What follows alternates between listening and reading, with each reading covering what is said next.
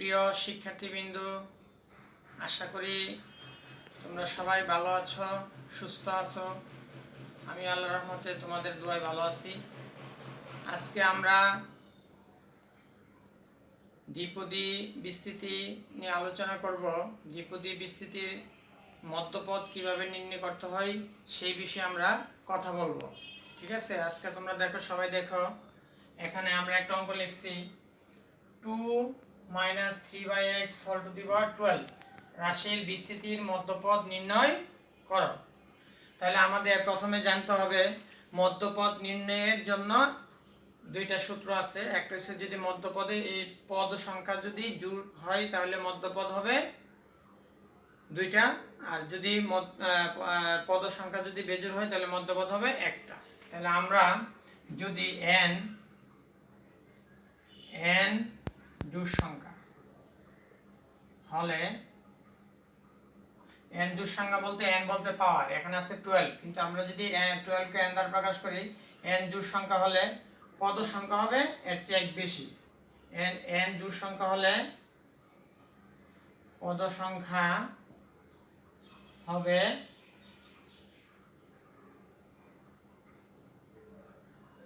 n+1, এক বেশি। n বিজোড় হলে পদ সংখ্যা হবে, মানে এখানে যদি n যদি বেজোড় হয় তাহলে দুইটা হবে। যদি n জোড় সংখ্যা হয় তাহলে পদ সংখ্যা হবে n+1, n বেজোড় হলে হবে আমাদের দুইটা। ঠিক আছে, কয়টা হবে? n বেজোড় সংখ্যা হলে দুইটা, পদ সংখ্যা হবে দুইটা। তাহলে দেখো, আমাদের প্রথমে যে কাজটা করতে হবে, আমরা যদি n সূত্রটা এসে যদি n যদি বেজোড় সংখ্যা হয়, কি হয়? পদ সংখ্যা যদি বেজোড় সংখ্যা হয় তাহলে আমরা লিখব পদ সংখ্যা বিজোড় হলে মধ্যপদ হবে একটি, মধ্যপদ একটি হবে। ঠিক আছে, যদি পদ সংখ্যা বলতে আমরা যদি a+b হোল স্কয়ারকে যদি ভাঙি তাহলে পাওয়ার এসে 2, কিন্তু পদ কয়টা পাবো? 3টা। a+b হোল স্কয়ার পাওয়ার 2, কিন্তু পদ হবে 3টা, কারণ a square plus 2b plus b square. যদি আমি যে কোনো পাওয়ার যত থাকবে এই পদটাকে, এই বিস্তৃতিকে যদি আমরা ভাঙি, এখানে পাওয়ার আছে কত? 12, তাহলে পদ হবে 13, একটা বেশি হবে। সব সময় যতটা পাওয়ার যত থাকবে পদ সংখ্যা হবে তার চেয়ে বেশি। তাহলে আমরা যদি এখানে পদ সংখ্যাটা যদি বেজোড় হয় তাহলে মধ্যপদ হবে একটি, আর পদ সংখ্যা যদি জোড় হয়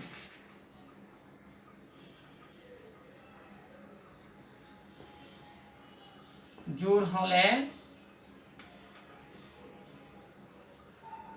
মধ্যপদ দুইটি হবে। ঠিক আছে, যদি পদ সংখ্যা এখানে আছে 12, তাহলে 12 এর সাথে পদ সংখ্যা কয়টা হবে? পাওয়ার যত থাকবে তার চেয়ে বেশি। তাহলে এখানে যদি 12টা পদ, 12 কি জোড়, আর যদি 12 সাথে 1 যোগ করি তাহলে 13 কি আমরা 13 নিচে বিজোড় সংখ্যা। তাহলে আমরা যদি পদ সংখ্যা বেজোড় হলে মধ্যপদ হবে একটি, আর পদ সংখ্যা জোড় হলে মধ্যপদ হবে দুইটি। তাহলে আমাদের এখানে এটা দেখো, আমরা এখানে যে কাজটা করছি, এখানে প্রদত্ত রাশিটা লিখলাম, এখানে সূচক পাওয়ার কত? 12 লিখলাম। তারপরে পদ সংখ্যা কয়টা হবে? পাওয়ার এসে 12, কিন্তু পদ হবে পাওয়ার যা থাকবে তার চেয়ে এক বেশি। আমরা জানি a+b হোল স্কয়ার, কয়টা? a+b whole square. দেখো এখানে a+b সমান a square plus 2ab plus b square. এগুলো দ্বিপদী থেকে আসছে। হ্যাঁ, তাহলে এখানে পাওয়ার হইছে, পাওয়ার কত? 2, কিন্তু পদ হইছে কয়টা? একটা, দুইটা, তিনটা। পাওয়ার যত থাকবে পদ সংখ্যা হবে তার চেয়ে এক বেশি। তাহলে আমাদের এখানে পাওয়ার আছে 12, সূচক 12, পদ সংখ্যা হবে 12 + 1 অর্থাৎ 13। তাহলে 13 সংখ্যাটা কি? জোড় না বেজোড়? আমরা সবাই চিনি এটা একটা বেজোড় সংখ্যা। তাহলে যা একটি বেজোড় সংখ্যা, আর বেজোড় সংখ্যা যদি হয় তাহলে মধ্যপদ হবে একটি, এর মধ্যপদ একটি। যদি এই পদ সংখ্যা যদি বেজোড় হয় তাহলে হবে মধ্যপদ একটি। তাহলে আমরা মধ্যপদে কিভাবে নির্ণয় করব? পাওয়ার লিখব পাওয়ার বাই 2 + 1, সূত্রটা হচ্ছে পাওয়ার বাই 2 প্লাস 1 তম, বা এটা যদি আমরা কাটাকাটি করি তাহলে কত হয় 6 প্লাস 1 তম পদটি মধ্যপদ।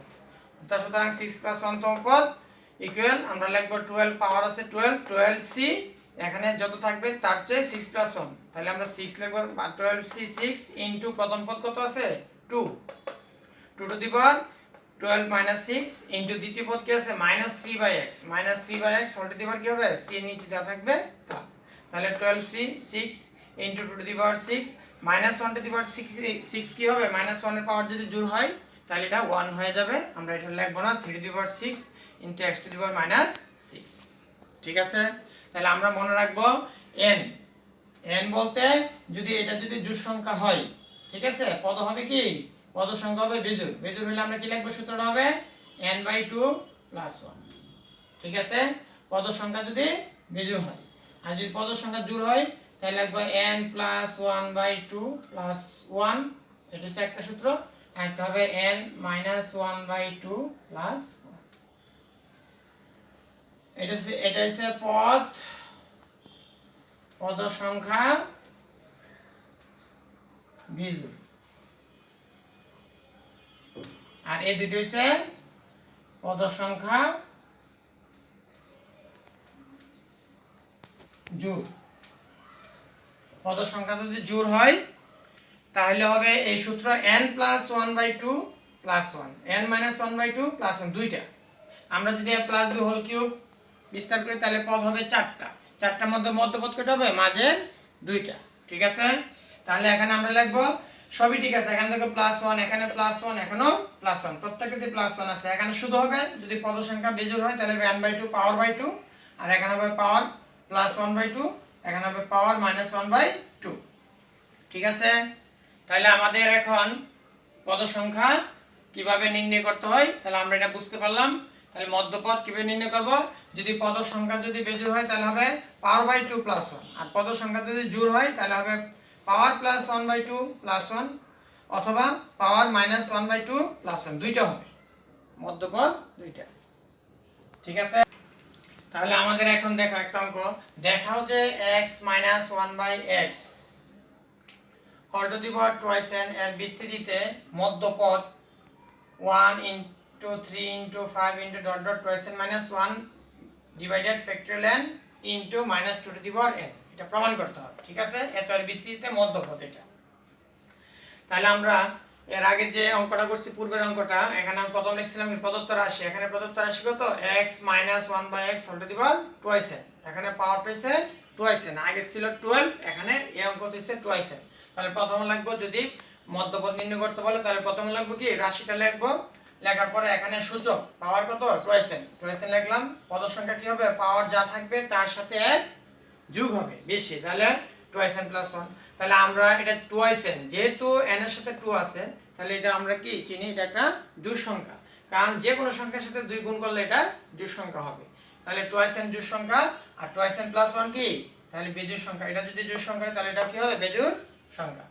তাহলে পদ সংখ্যা টুয়াইস n + 1 যা একটি বেজোড় সংখ্যা। সুতরাং আমরা জানি যদি পদ সংখ্যা বেজোড় হয় তাহলে মধ্যপদ কয়টা হয়, একটা, তাহলে মধ্যপদ থেকে এর মধ্যপদ একটি। তাহলে আমরা কি লিখব, পাওয়ার কত টুয়াইস n/2 + 1 তম, বা এটা 2 কাটা গেলে থাকবে n + 1, n + 1 তম পদটি মধ্যপদ। তাহলে আমরা এটা অঙ্কটা এখন আরেকটু রয়েছে, আমরা পরে আস্তে আস্তে যাই নিচের দিকে।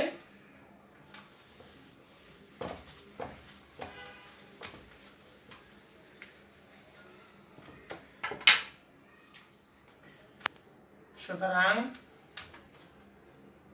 n + 1 তম পদ সমান পাওয়ার কত ছিল টুয়াইস n c, এখানে n + 1 এক কম হলে কি হবে n ইনটু প্রথম পদ কত ছিল x to the power twice n - n into দ্বিতীয় পদটা কত ছিল -1/x হোল টু দি পাওয়ার কি হবে c এর নিচে যা থাকবে তা হবে। ঠিক আছে, তাহলে এটাকে আমরা এটাকে যদি আমি টুয়াইস n c n এর যদি ভাঙি তাহলে আমরা কি লিখতে পারি, উপরে ফ্যাক্টরিয়াল নিচে ফ্যাক্টরিয়াল, উপরেরটা মাইনাস নিচেরটা factorial, into x two the power N into minus one two the power N into x two the power minus N. এটা আমরা পূর্বের ক্লাসে এনসিআর সমান কি, এনসিআর আমরা পূর্বের ক্লাসে পড়ছিলাম যে উপরেরটা ফ্যাক্টরিয়াল ডিভাইডেড নিচে যা থাকবে তা ফ্যাক্টরিয়াল ইন্টু উপরেরটা মাইনাস নিচেরটা factorial into x two the power 2n থেকে n চলে থাকবে x to the power n into minus 1 to the power n into x টা নিচে আছে তাহলে পাওয়ার যদি উপরে উঠায় x টা তাহলে কি পাওয়ারটা মাইনাস হবে। ঠিক আছে, তাহলে আমরা লিখতে পারবো ফ্যাক্টরিয়াল 2n কি লিখতে পারবো 2n minus 1 2n minus 2 2n minus 3 6 5 4 3 2 1 factorial n factorial 2n থেকে n চলে গেলে থাকবে factorial n x to the power n x to the power minus n এটা একটা বিপরীত, তাহলে কি থাকবে চলে যাবে থাকবে minus 1 to the power n। ঠিক আছে,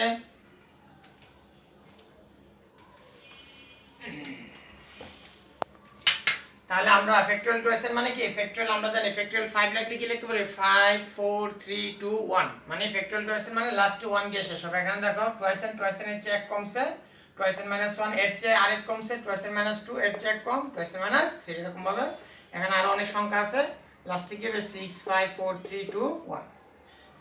এখন আমাদের প্রমাণের জন্য আমরা কি করব এখন জোড় সংখ্যাগুলি এখানে জোড় সংখ্যাগুলি একসাথে লিখব বেজোড়গুলি একসাথে লিখব। তাহলে আমরা লিখি 2n জোড় সংখ্যা 2n মাইনাস 2 জোড় সংখ্যা ডট ডট 6 4 2 এগুলি জোড় সংখ্যা। আর বেজোড় সংখ্যাগুলি লিখি কি আছে 2n minus 1 2n minus 3 dot dot 5 3 1 এইগুলি আমরা জোড় আর বেজোড় আলাদা করব। ঠিক আছে, এখানে 1 2 3 ডট ডট লাস্টে কি 2n মানে এখানে জোড় সংখ্যা আছে বেজোড় সংখ্যা আছে এখানে লেখা সব জোড় সংখ্যাগুলো লিখলাম 2n মাইনাস 2 তারপরে কি ডট ডট 6 5 6 4 2 6 4 2 আর বেজোড় সংখ্যা কি আছে 2n minus 1 2n minus 3 dot dot 5 তারপরে 3 তারপরে 1 আর নিচে যা আছে তাই এখানে যা আছে তাই থাকবে minus 1 to the power n। তারপরে আসো এখানে দেখো এখানে কয়টা সংখ্যা আছে এখানে আছে 1 2 3 4 5টা না এখানে আছে n সংখ্যক পদ এখানে আছে n সংখ্যক পদ। ঠিক আছে, যদি n সংখ্যক পদ হয় তাহলে আমরা এখান থেকে প্রত্যেকটার মধ্যে 2 আছে এই সংখ্যাটার ভিতরে 2 আছে এটার ভিতরে 2 আছে এটার ভিতরে 2 আছে এটার ভিতরে 2 আছে এটার ভিতরে 2 আছে প্রত্যেকটা সংখ্যার ভিতরে কি আছে 2 আছে তাহলে আমরা 2 কমন নিতে পারি। তাহলে কয়টা 2 কমন নিব এখানে n সংখ্যক আছে সংখ্যা তাহলে হবে 2 টু দি পাওয়ার n। তাহলে আর কি থাকবে বাকি n থেকে 2 চলে গেলে থাকবে n এখান থেকে 2 কমন নিলে থাকবে n মাইনাস 1 ডট ডট এখান থেকে 2 চলে থাকবে 3 এখান থেকে 2 চলে গেলে থাকবে 2 ইনটু এখান থেকে 2 চলে গেলে থাকবে 1। আর এটাকে যদি আমি সাজায় লিখি এখানে আছে বড় থেকে ছোট আমি যদি লিখি ছোট থেকে বড় 1 3 5 dot dot 2n minus 3 2n 1।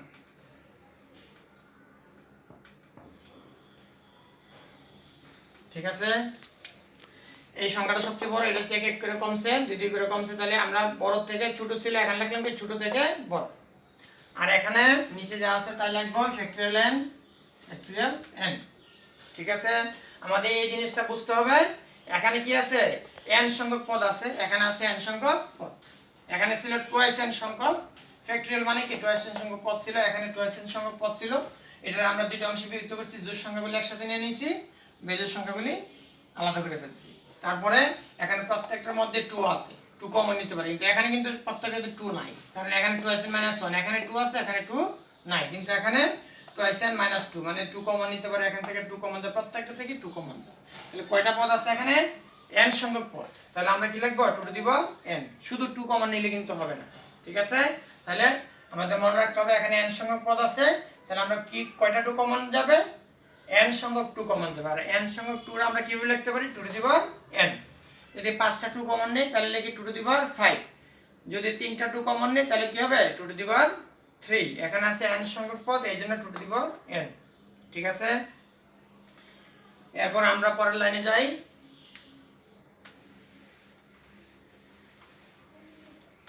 এরপরে এটার নিচের লাইনটা দেখো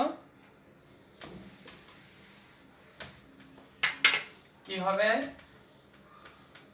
2 টু দি পাওয়ার n টা আমরা পিছনে নিয়ে যাই। এখানে কি থাকবে 1 2 3 dot dot n - 1 last is n, 1 2 3 dot dot last পদে কি কোনো গ্যাপ নাই। যদি গ্যাপ না থাকে তাহলে কি হবে ফ্যাক্টরিয়াল n লিখতে পারবো আমরা। আচ্ছা লিখলাম 2 to the power n into factorial n। তারপর এটা লিখব 1 3 5 twice n minus 3 twice n minus 1 factorial n into minus 1 to the power n। ঠিক আছে, এ লাইন থেকে আমরা এই লাইনে চলে গেলাম। ঠিক আছে, এখন দেখো ফ্যাক্টরিয়াল n কাটা, তাহলে কি থাকবে উপরের সংখ্যাটা থাকবে 1 3 5 twice n minus 3 twice n minus 1 divided factorial n। একটা ফ্যাক্টরিয়াল n কাটা যাবে আর নিচে একটা ফ্যাক্টরিয়াল n থাকবে। আর 2 টু দি পাওয়ার n এর সাথে যদি -1 টু দি পাওয়ার n গুণ করি তাহলে হবে -2 টু দি পাওয়ার n। এটাই প্রমাণ। ঠিক আছে, আমরা তো এখানে কি করছিলাম n সংখ্যা 2 ছিল, এখান থেকে 2 to the power n common নিলে থাকবে এটা, আর এখানে যা আছে তাই, নিচে যা আছে তাই। আমরা শুধু এই কাজটা করছি 2 টু দি পাওয়ার n, এখানে 1 2 3 ডট ডট কি আছে লাস্টে n, কোনো গ্যাপ নাই। যদি গ্যাপ না থাকে তাহলে লাস্টে যে সংখ্যাটা হবে সেটা ফ্যাক্টরিয়াল। আর এখানে যা আছে আমরা তাই লিখলাম, বাকি সব ঠিক আছে। ফ্যাক্টরিয়াল n কাটা আর বাকি কি আছে এই সংখ্যাটা আছে, আমরা এগুলি লিখব নিচে ফ্যাক্টরিয়াল n ডিভাইডেড আর -1 to the power n -2 to the power n একসাথে যদি আমরা লিখি -2 টু দি পাওয়ার n। ঠিক আছে, তাহলে আমরা এখন তোমাদের এই নিয়মে আমি 2-3টা হোমওয়ার্ক দিয়ে দিব, তোমরা বাসায় করবা।